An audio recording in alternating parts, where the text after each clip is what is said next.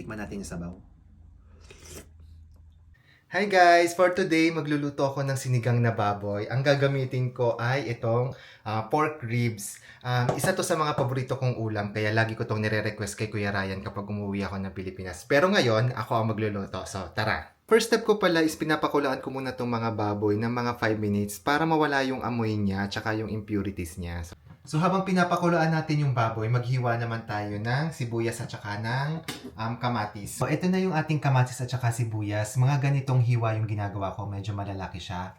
So ayan, tapos pagkulo nung baboy natin, sisimulan natin yung pagsisigang. So ito na guys, yung ating pinakulong baboy, kita nyo ang daming mga impurities niya. So hugasan lang natin yan.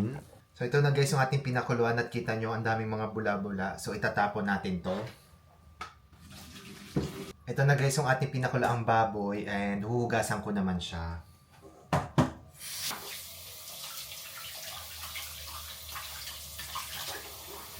Ito guys, malinis na yung ating mga baboy and simulan na natin yung pagluto ng sinigang.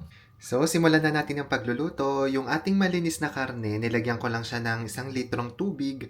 Tapos, ayan, kamatis at saka yung sibuyas natin hiniwa-hiwa. Tapos, lagyan natin ng konting patis.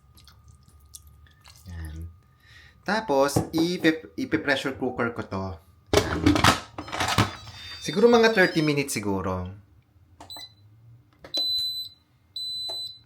Usually, hindi ako nagpe-pressure cooker sa sinigang kasi mas masarap sana siya na yung matagal mong pakukulaan tapos malalambot talaga yung karne.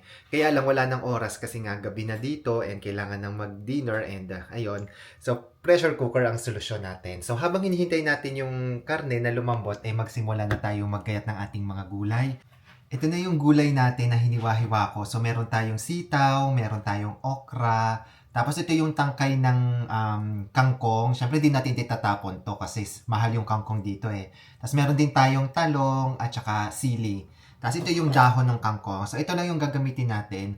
Kulang lang dito is yung radish or labanos pero okay lang. So ayan. So ito na yung ating sinigang. Kumukulo na siya at malambot na yung karne. Next natin ilalagay yung mga gulay. Inuuna ko pala tong sitaw at saka yung sili kasi medyo matagal yung maluto. Tapos, ilalagay na rin natin yung ating sinigang mix. And ayan, haluin lang natin yan hanggang sa maluto yung ating sitaw.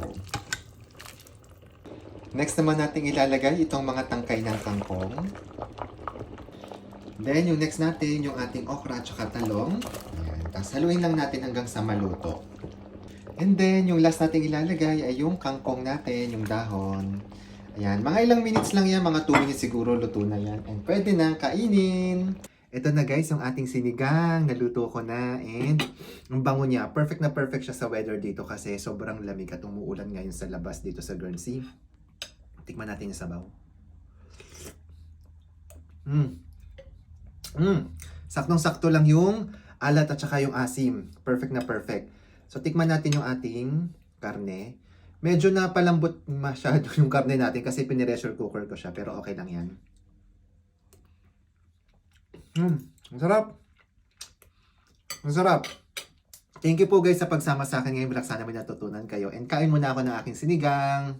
Bye bye po.